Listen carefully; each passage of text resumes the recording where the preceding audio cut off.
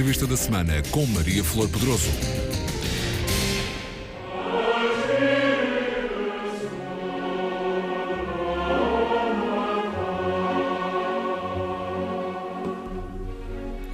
Esta é a escolha de José Pacheco Pereira, 62 anos, historiador, ainda deputado do PSD, o coro dos escravos da ópera Nabucco, de Verdi, e aqui o regente da orquestra é Ricardo Muti. Dr. Pacheco Pereira, muito bom dia. Porquê desta escolha? Se quiser posso passar o programa todo a falar só da escolha. Primeiro... Não vai poder ser. Primeiro porque é muito bonito, mas eu posso, depois porque permite falar sobre a situação portuguesa, porque isto é também uma escravos, música sobre a catástrofe, porque é um apelo à liberdade e ao caminho do pensamento, vai pensamento. Eu escrevi, aliás, um livro com este título, e trata de catástrofes, quer dizer... Mas, acima de tudo, porque é muito bonito. É um grande... Aliás, foi o primeiro verdadeiro sucesso de Verdi. É uma grande peça operática. E a ópera, se nós olharmos para a situação portuguesa com os olhos da ópera, também podemos... A que conclusão é que podemos chegar? Há muita opereta, pouca ópera neste sentido quase épico deste coro, muito aquilo que os italianos chamam braggadocio, muito barulho e pouca coisa, não é? Enfim... É uma bela peça, Eu nem sabia o que é que havia de escolher, porque havia muitas que eu podia pôr, escolhi esta, porque ao menos a gente assim começa em grande, tão épico. Muito bem. José Pacheco Pereira, historiador, ainda deputado do PSD. Deputado dissolvido. Dissolvido, exatamente. Se tivesse de apostar, apostava que o PSD ganhava as eleições dia 5 de junho? Se me perguntar qual é a minha percepção hoje... Sim, hoje estamos a gravar esta entrevista na quinta-feira, vai para o ar na sexta. Hoje... Eu acho que o PSD está à frente do PS, não por uma grande diferença, mas também não é 0,5, quer dizer. A minha percepção, tendo em conta as sondagens, os indicadores, o que a gente conhece e a razoabilidade da situação, eu estou convencido que se as eleições fossem hoje, o PSD ganhava as eleições, não estou certo se teria maioria. Mas põe a hipótese de ter maioria absoluta? Não, de ter maioria, de ter condições de formar uma maioria com o CDS. Eu acho que o cenário da maioria absoluta hoje não me parece colocar-se para nenhum partido.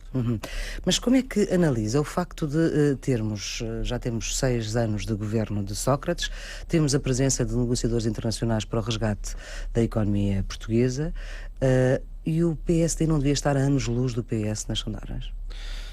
Quer dizer, podia, mas eu também não sou injusto, não vou repetir para o Passos Coelho aquilo que o Passos Coelho e outras pessoas fizeram a Manuel Ferreira Leite, dizendo que tinham a obrigação, visto que o Sócrates também na altura se encontrava na mão de baixo, de ganhar as eleições com maioria absoluta. Não, eu acho que para um partido como o PSD na oposição e para a oposição em geral, estas eleições são muito difíceis e, portanto, primeiro porque do outro lado está o chamado verdadeiro artista, não é? Porque se há coisa que o atual Primeiro-Ministro é bom candidato. Não significa que, não serei eu o primeiro a dizê-lo, que seja bom Primeiro-Ministro, mas bom candidato é um excelente candidato que sabe manipular muito bem os mecanismos mediáticos. E como hoje a formação da opinião, particularmente em certos setores que são cruciais para a decisão eleitoral, se faz muito através da exposição mediática, a maioria da informação política que as pessoas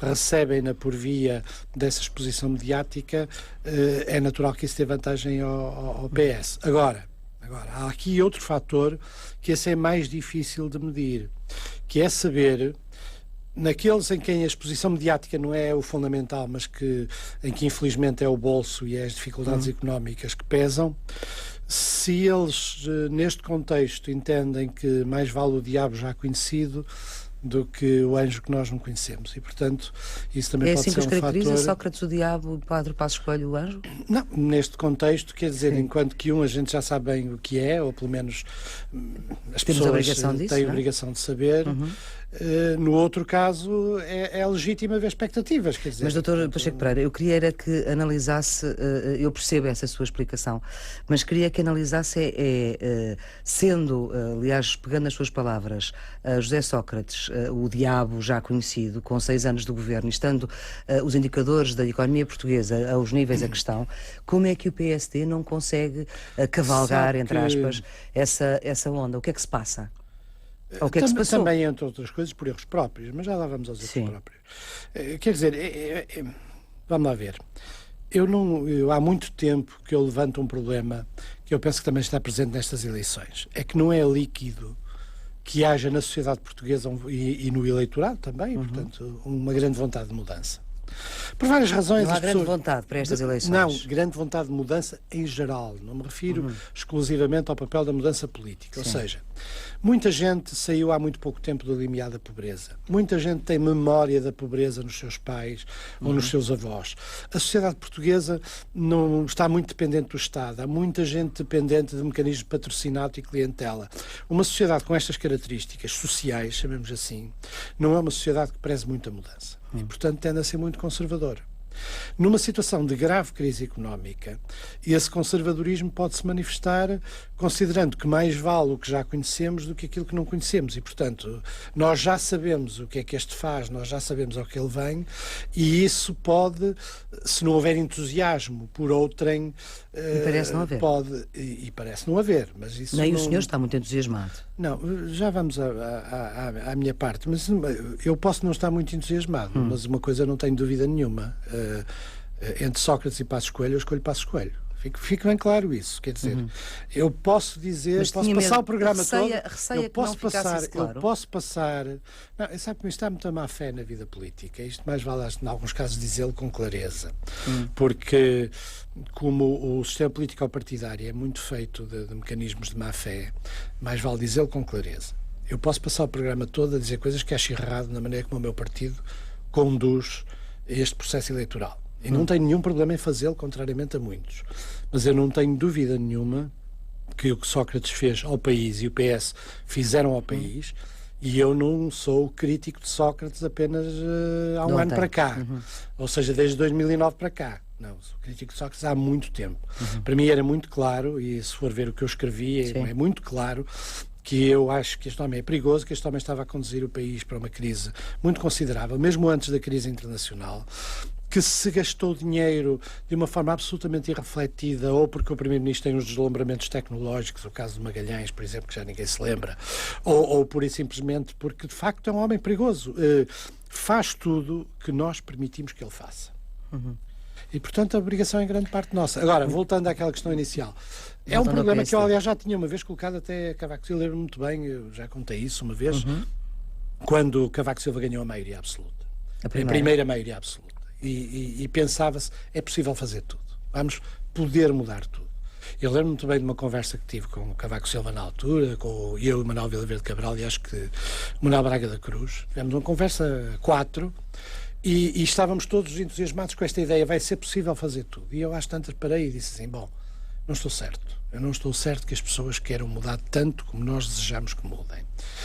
Evidentemente que isto não é um problema subjetivo das pessoas, não são as pessoas que são más.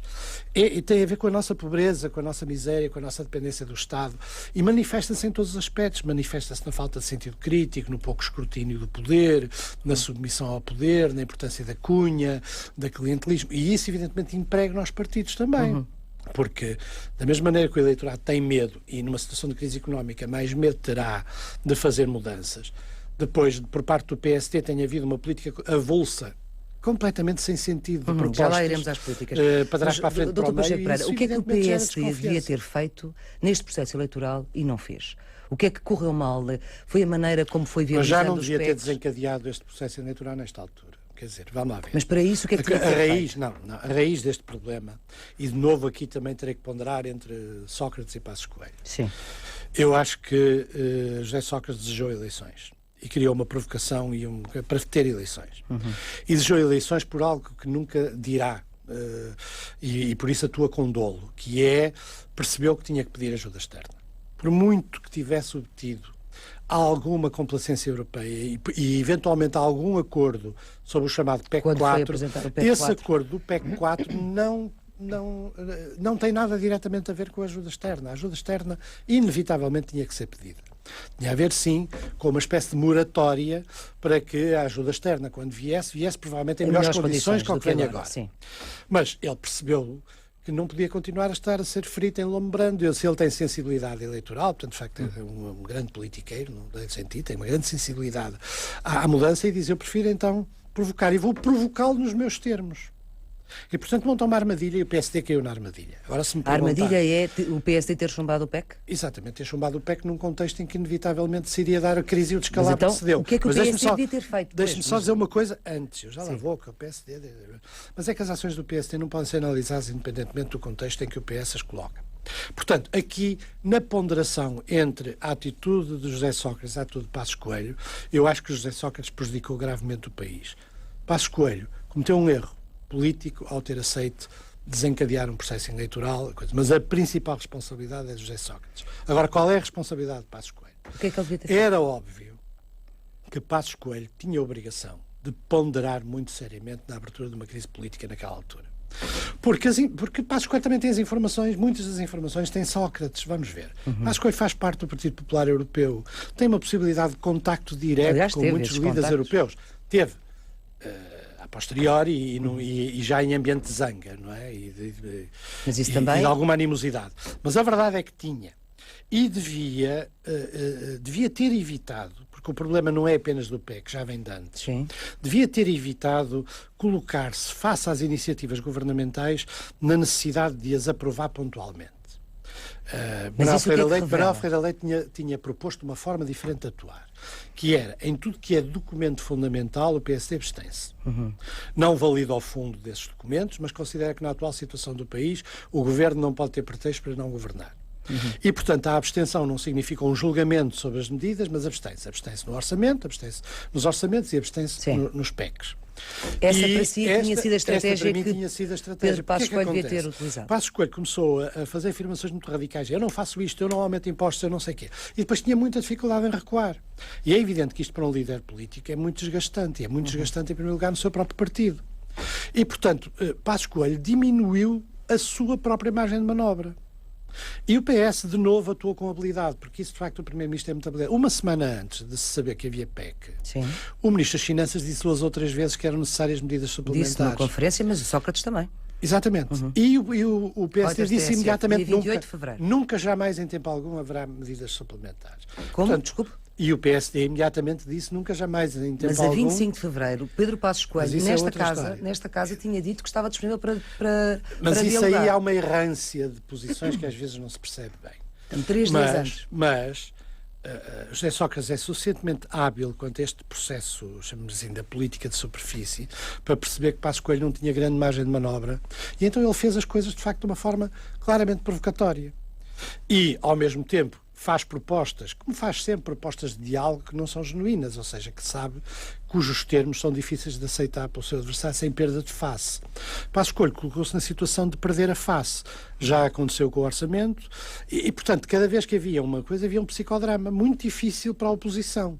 Mais difícil para a oposição. Do seu entender é porque não havia uma estratégia delineada do princípio ao fim? Exatamente. Não há esta direção política. E não houve porquê? Porque não há capacidade política para não a formulou, pelo menos.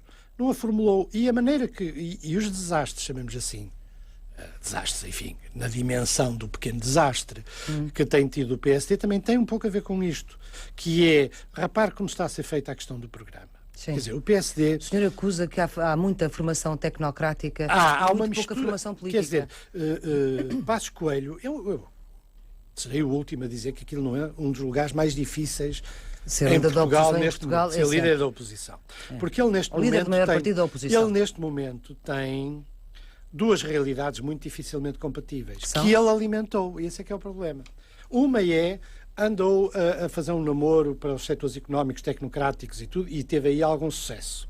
E pediu-lhes para fazerem propostas. E eles, evidentemente, fazem propostas, como é muito característico, as propostas tecnocráticas, ou são académicos, são completamente fora do contexto político. E do outro lado tem o aparelho que é que lhe dá o apoio dentro do partido. E o aparelho, se há coisa que sabe, é como é que se perdem eleições. E, portanto, tem uma espécie de faro e sabe perfeitamente que se aparecer a defender a liberalização dos despedimentos, arrisca-se a pedir votos. É perder Portanto, votos. estas duas coisas bloqueiam-se. E todo este processo do programa tem sido um bloqueamento mútuo, que é os outros ingenuamente avançam com as propostas, convencidos que esse é o seu papel. Depois aquilo tem muitos grupos, Sim. é uma multiplicidade de grupos, cada um quer mostrar serviço.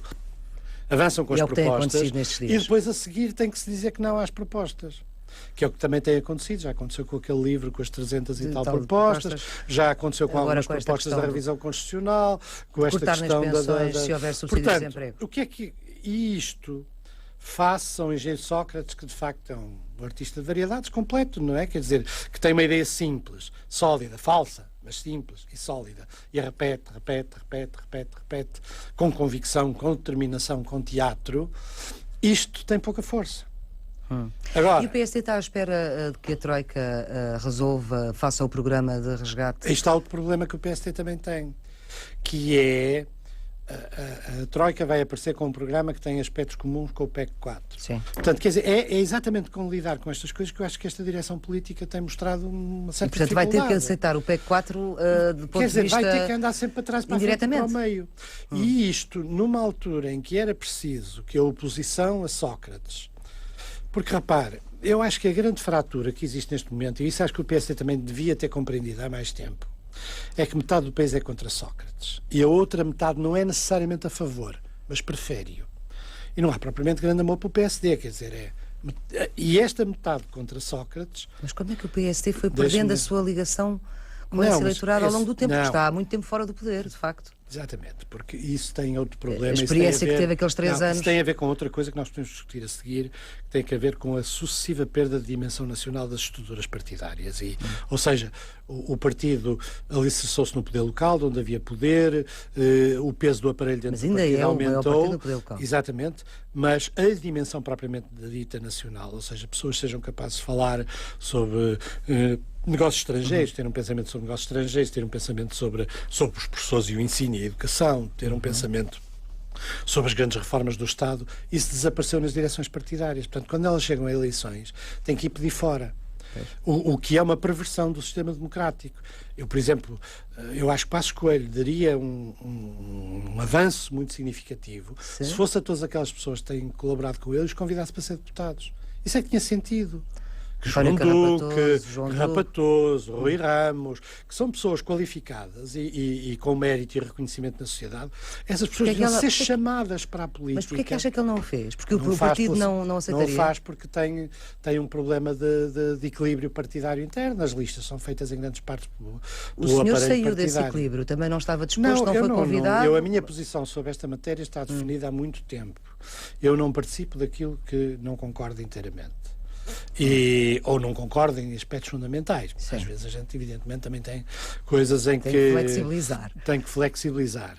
E eu já não quis ser deputado em 2009, Sim, mas aí esteve com mas Manuela Ferreira Leite. aí eu tinha um acordo pleno com a doutora Manuela Ferreira Leite, que evidentemente foi a grande oportunidade perdida para Portugal, porque não tenho dúvida nenhuma que ela iria introduzir medidas duras, mas nós estávamos neste momento certamente numa situação muito diferente. E essa perda foi em grande parte, por um lado, pelo voto, porque as pessoas preferiram o canto da sereia do engenheiro Sócrates, mas também foi porque dentro do partido ela foi combatida exatamente por aquilo em que ela era melhor. Ou seja, eu bem me lembro, muita gente que hoje está aí na direção do partido defendeu o TGV, considerava que Manuela Ferreira Leite era negativista em relação às grandes obras públicas, criticou-a por ela ter dito que não havia dinheiro para nada, criticou-a por ela ter chamado a atenção para a dívida, quer a ela, quer a Cavaco Silva. Foram os dois únicos no sistema político que fizeram essas prevenções.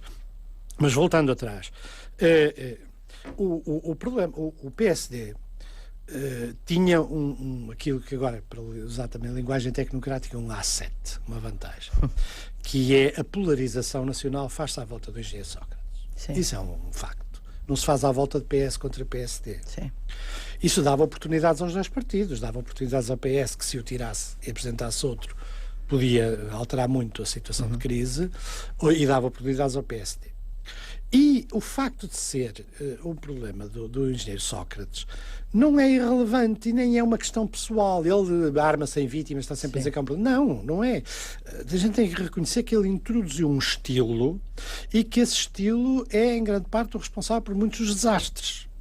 E esse estilo é um estilo de completa ignorância da realidade, teimosia até ao desastre, e este estilo era evidente, é um estilo pouco cuidadoso com a análise das contas, que pensa pouco o futuro, muito politiqueiro, e portanto esse estilo gerou esta fratura. Portanto, do outro lado, essa oposição a G. Sócrates tinha que ser polarizada pelo PSD, mas o PSD nunca quis fazer. Primeiro porque achou sempre que as críticas que Manuel Ferreira Leite e eu próprio, por exemplo, fazíamos ao engenheiro Sócrates eram críticas pessoalizadas. Não é. Eu quando critico o engenheiro Sócrates por ter tentado tomar conta da TVI através de uma operação, eu não estou a fazer uma crítica pessoal, estou a fazer uma crítica política. Agora, como não quis fazer isso e colocou-se ao lado do engenheiro Sócrates no ano 2009, agora, só depois é que descobriu que não podia ter reuniões solitárias com ele, não é? Não só passou o timing, como não dançou o tango. Mas isso dançar o tango... Foi uma expressão para se perceber que havia ali algum entendimento. Vamos lá ver. E os entendimentos institucionais numa situação de crise não são maus. Sim. Tem é que ser de boa fé. Não pode ser... mesmo quando a outra parte não atua com boa fé. Tentando terminar, fechar esta parte sobre o PSD interno. Eu só havia uma coisa que eu gostaria de dizer, que é o seguinte, que é, portanto, a atuação do PSD nas eleições deveria transformar essa hostilidade ao engenheiro Sócrates numa atitude construtiva, programática, pessoal, de alternativa. E esta flutuação programática e este para trás para a frente e para o meio e cair nas armadilhas do engenheiro Sócrates, estar na defensiva, porque neste momento está na defensiva, tira essa força e, portanto, dá mais força à campanha do engenheiro Sócrates. Mas é a força do mal, assim. É a força do mal. Doutor, só para fechar esta parte concretamente do PSD interno e como o senhor olha para o partido do qual faz parte. António Pires Lima, no Congresso do CDS, resumiu assim, digamos assim, sou eu a dizer, os partidos de direita. O CDS tem líder a mais para partido a menos e o PSD tem partido a mais para líder a menos. Eu creio que disse bem. O CDS tem líder a mais para partido a menos e o PSD tem partido a mais para líder a menos. O que eu lhe pergunto é se acha que se o PSD não vier a conseguir ganhar as eleições de 5 de junho, Pedro Passos Coelho tem condições para continuar. Isso eu não sei, se ele aplicasse a própria receita que aplicou a Manuel Ferreira Leite, não tem. Mas isso é o tipo de dança, chamemos assim, de bragadotes, que não me interessa particularmente.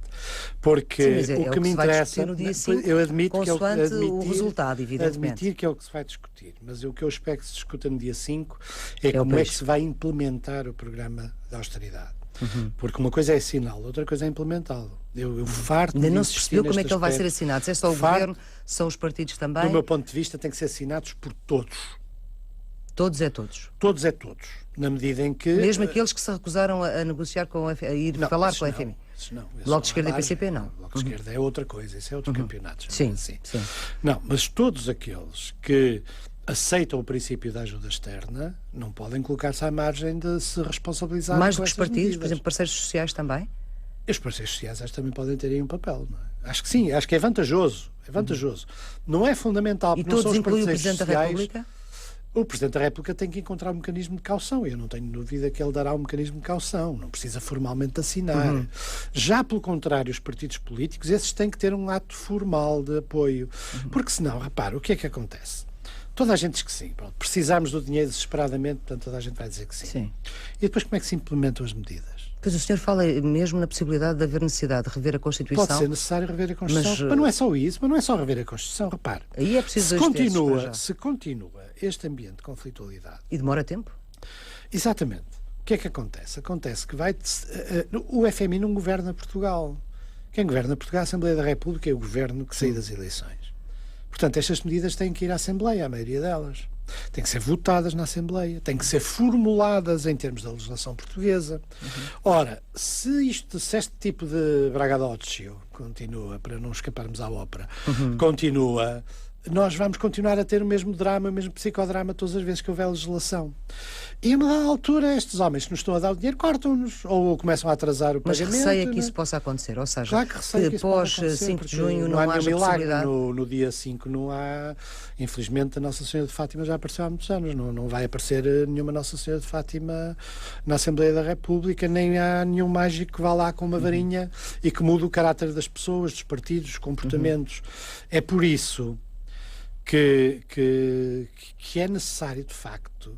É aqui que a opinião pública também falha, é aqui que de facto também aqui nós e a comunicação social e o sistema mediático falha, porque verdadeiramente só há uma maneira, os partidos não se autoformam por dentro, só há uma maneira de os pôr na ordem nestas matérias, que é por fora.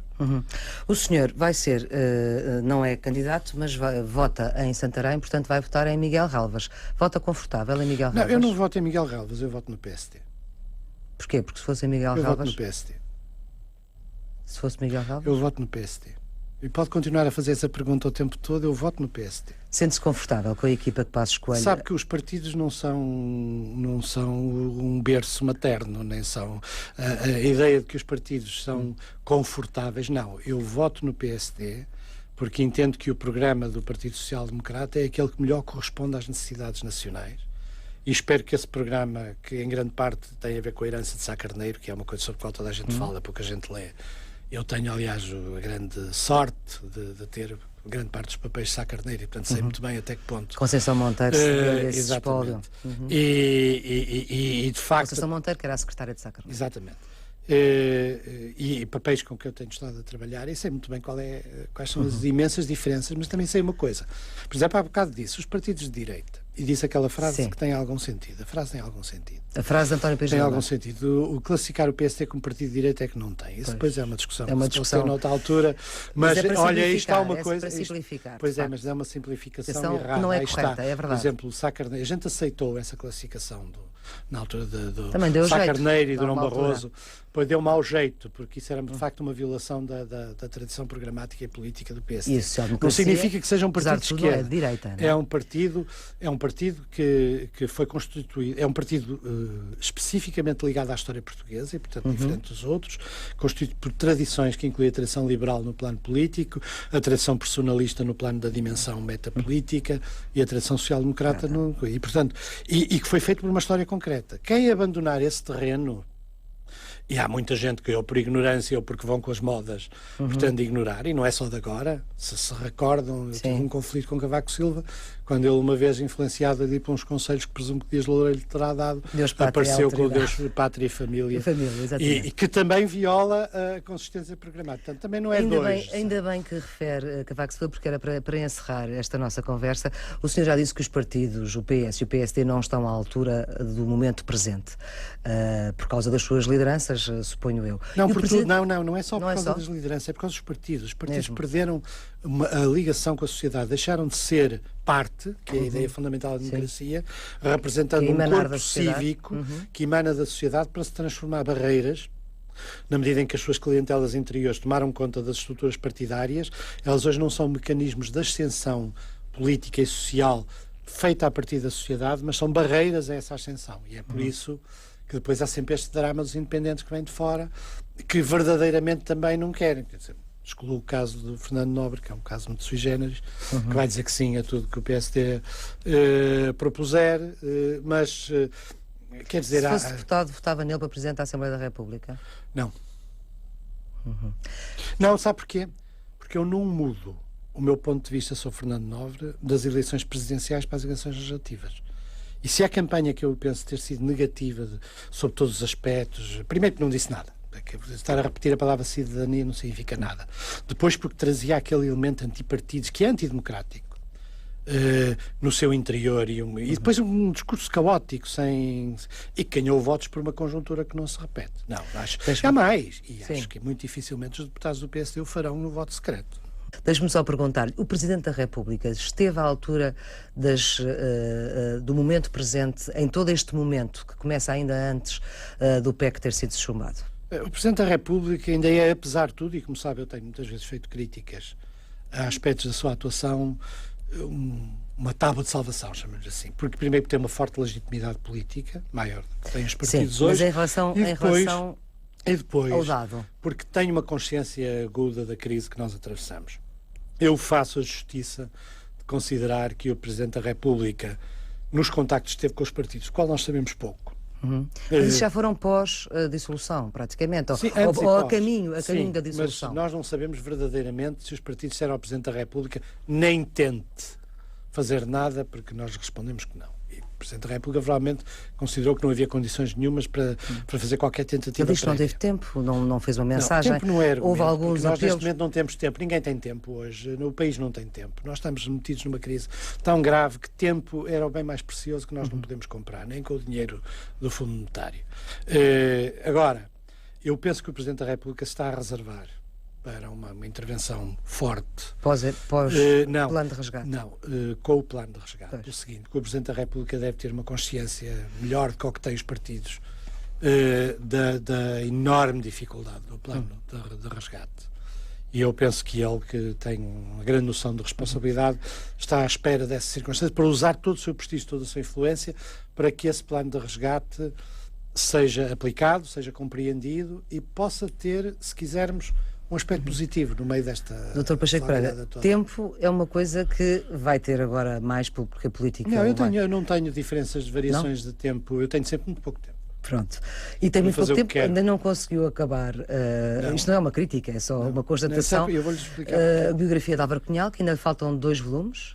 É assim, eu vou-lhe explicar qual é o estado dessas coisas. Mas temos que ser já rápido. Rápido. Até outubro, já está praticamente acabado, eu publicarei um primeiro livro de uma série de coisas sobre a história da extrema-esquerda e do radicalismo em Portugal, de 64 a 74. Ou seja, vou publicar um livro sobre a imprensa. Sim. Imprensa clandestina. Está praticamente pronto, já está mesmo na fase final, sairá em princípio em outubro. Depois, já tem quase 6.000 páginas daquele projeto completamente megalómano, que era suposto ser uma tese, porque já tem uma dimensão que não dá para tese, de fazer uma espécie de enciclopédia sobre o radicalismo político em Portugal nos últimos 10 anos. Do qual o senhor fez parte no início da sua atividade no qual eu, para além de mais, entro, eu próprio. E entra muita gente que ninguém imagina, mas pronto. Agora, e a biografia de Cunhal, porque nesta fase, no período que eu estou a cobrir, que é de 60 a 74, não dá provavelmente para fazer só um volume, provavelmente tem que ser 2, um até e para em 74? Eu paro em 74. Eu paro no momento em que ele sobe a Chaimite. Sim. Que Dia é um 30 de abril, simbólico. creio eu. Exatamente, eu paro nesse momento. De abril de 74. Em que ele sobe a Chaimite, e subir a Chaimite diz tudo sobre o período seguinte. Agora, essa aquela declaração biografia, rígida. Agora, eu nunca deixei de trabalhar um minuto nestas coisas. Eu trabalho muitas horas por dia, mas trabalho com imenso gosto e, portanto, cansa-me na mesma, não é? Mas é com imenso gosto. E por isso também o que mais falta me faz é tempo. É tempo.